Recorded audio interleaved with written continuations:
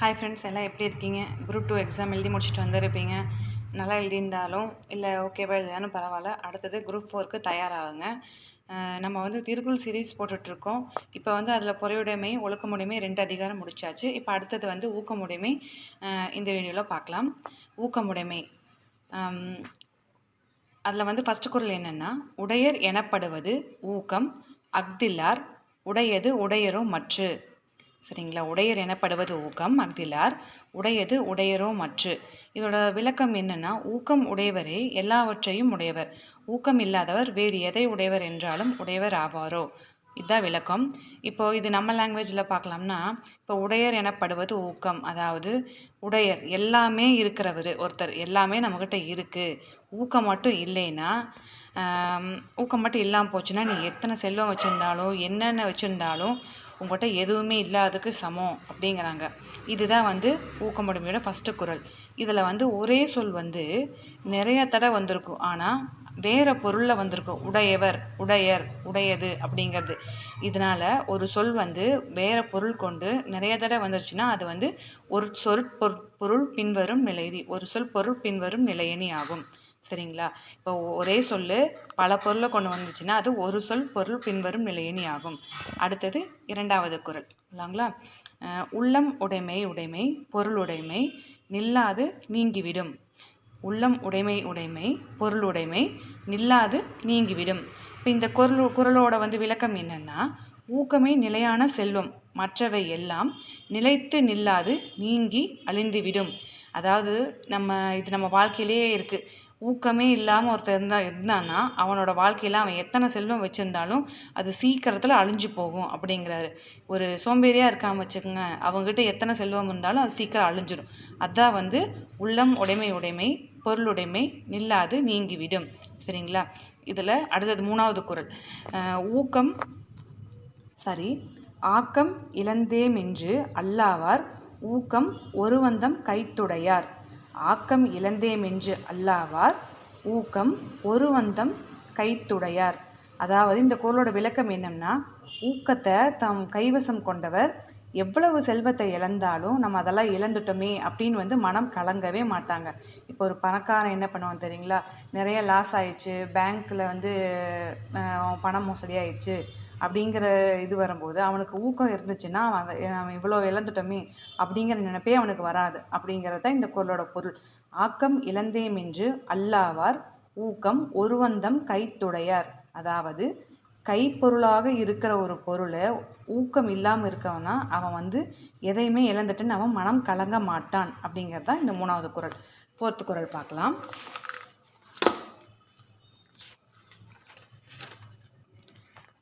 ஆக்கம் அதர்வினாய்ச் செல்லும் அசைவிலா ஊக்கம் உடையான் நுழை. அதாவது ஆக்கம் அதர்வினாய்ச் செல்லும் அசைவிலா ஊக்கம் உடையா நுழை.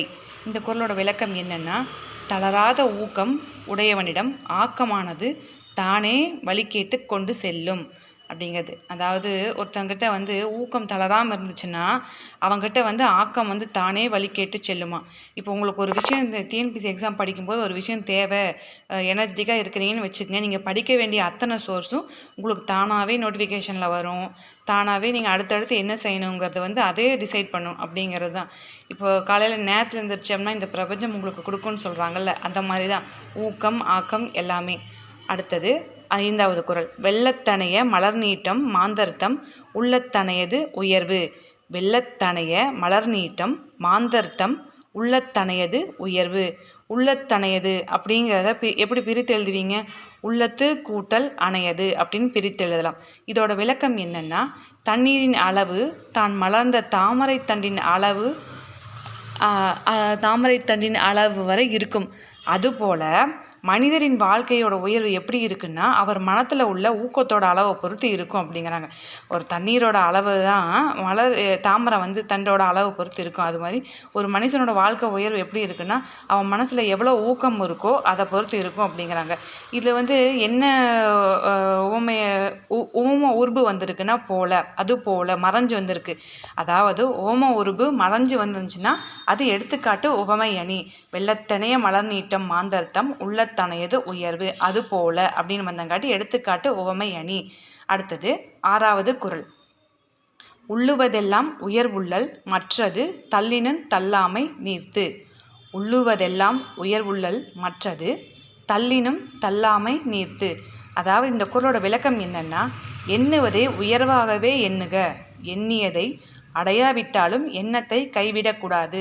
இது வந்து நம்ம டிஎன்பிஎஸ்சி எக்ஸாமுக்கும் அது படிக்கிறவங்களுக்குமே இது பெரிய உதாரணமாக இருக்கும். என்னென்னா, நீங்கள் நினைக்கிறது எல்லாமே உயர்வாக இருக்கட்டும். அதாவது இந்த டிஎன்பிஎஸ்சி எக்ஸாம் படிக்கிறது, எக்ஸாம் எழுதுறது, வேலை வாங்கிறது அப்படிங்கிறது அது வந்து நடக்கலை, முடியலை அப்படிங்கும்போது அந்த நினப்பை வந்து விடக்கூடாது. தொடர்ந்து முயற்சி பண்ணிகிட்டே இருக்கணும், உயர்வாகவே இருக்கணும் அப்படிங்கிறது தான் இந்த குறளோட பொருள். எண்ணுவதை உயர்வாகவே எண்ணுக, எண்ணியதை அடையாவிட்டாலும் எண்ணத்தை கைவிடக்கூடாது. முடிஞ்சுதுங்களா? 6 குறள் முடிஞ்சுது. 7வது குறள். சிதைவிடத்து ஓள்கார் உறவோர் புதையம்பிற் பட்டு பாடொன்றும் களிறு. சிதைவிடத்து ஓள்கார் உறவோர் புதையம்பிற் பட்டு பாடொன்றும் களிறு. இந்த குறளோட விளக்கம் என்னன்னா, உடல் முழுவதும் அம்பால் துளைக்கப்பட்டாலும் யானை உறுதி தளராமல் இருப்பது போல ஊக்கமுடையவர்கள் அழிவே வந்தாலும் அதற்காக கவலைப்பட மாட்டார்கள். இப்போ ஒரு போரில் வந்து யானை வந்து உடல் முழுக்க வந்து அம்பால் தொடுத்துட்டாங்க. அப்படி இருந்து அந்த யானை என்ன பண்ணும், மனசில் வந்து உறுதியோடு என்ன பண்ணும், எந்திரிச்சு போராடும். அதுபோல் ஊக்கமுடையவர்கள் வந்து எத்தனை அழிவை சந்திச்சாலும் அதுக்காக கவலைப்பட மாட்டாங்க, போரிடுவாங்க, திரும்ப எந்திரிச்சு போரிடுவாங்க அப்படின்னு தான். இதில் வந்து ஓமை உருபு என்னென்னா போல அப்படின்னு மறைஞ்சு வந்திருக்கு.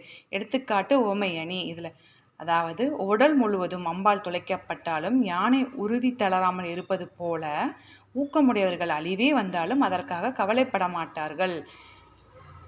இதில் போல என்பது ஓம உருவு, எடுத்துக்காட்டு ஓமையணி வந்திருக்கு. அடுத்தது 8வது குறள். உள்ளம் இல்லாதவர் எய்தார் உலகத்து வல்லியம் என்னும் செருக்கு. உள்ளம் இல்லாதவர் எய்தார் உலகத்து வல்லியம் என்னும் செருக்கு. இதில் செருக்குங்கிறது பெருமை கொண்ட கொடையாளன் அப்படிங்கிறத குறிக்கும்.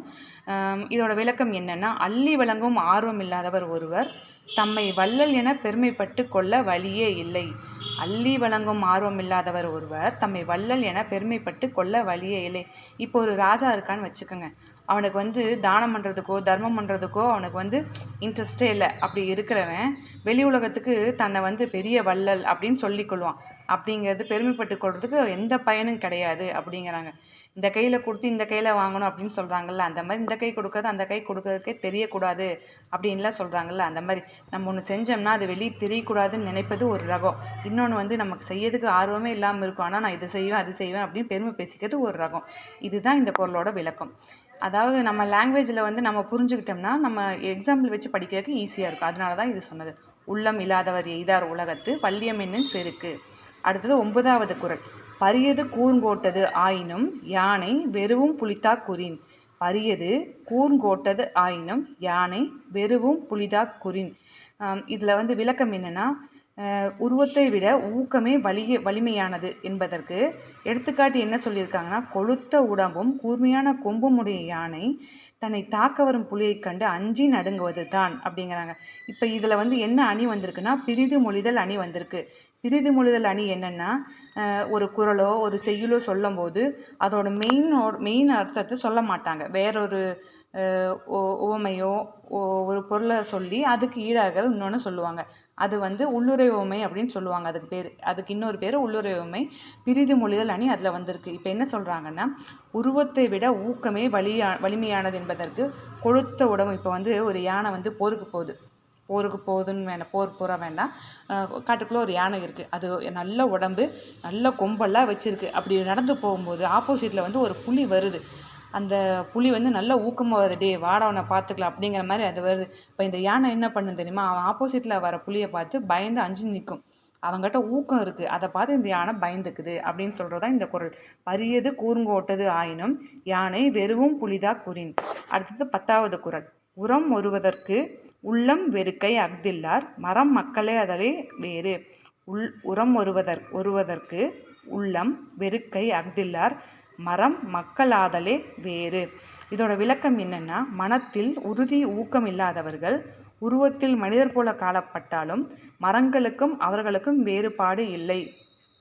அதாவது உரம் ஒருவதற்குன்னா வலிமை உள்ள ஒருவருக்கு, உள்ளம்னா மனம், அதிகமான மனத்தில் வலிமை உள்ளவருக்கு அது வலிமை ஊக்கம் இல்லாதவர்களுக்கு உருவத்தில் மனிதர்களே ஊக்கம் இல்லாதவங்க மனிதர் போல இருந்தாலும் அவங்க வந்து மரங்களுக்கும் அவங்களுக்கும் வேறுபாடே கிடையாது அப்படிங்கிறான். சிம்பிளாக சொல்லணும்னா உங்கள்கிட்ட ஊக்கம் இல்லையா நீ மனுஷனே கிடையாது, மரத்துக்கும் உனக்கு வித்தியாசமே கிடையாது அப்படின்னு சொல்கிறாங்க. ஓகேங்களா? 10 குறள் முடிஞ்சுது. இப்போ இந்த திருக்குறள் சீரிஸ் வந்து நான் கண்டினியூஸாக போடுவேன். உங்களுக்கு பிடிச்சிருந்துச்சின்னா சப்ஸ்கிரைப் பண்ணுங்கள். உங்களுக்கு தெரிஞ்சவங்களுக்கும் இதை ஷேர் பண்ணுங்கள். தேங்க்யூ.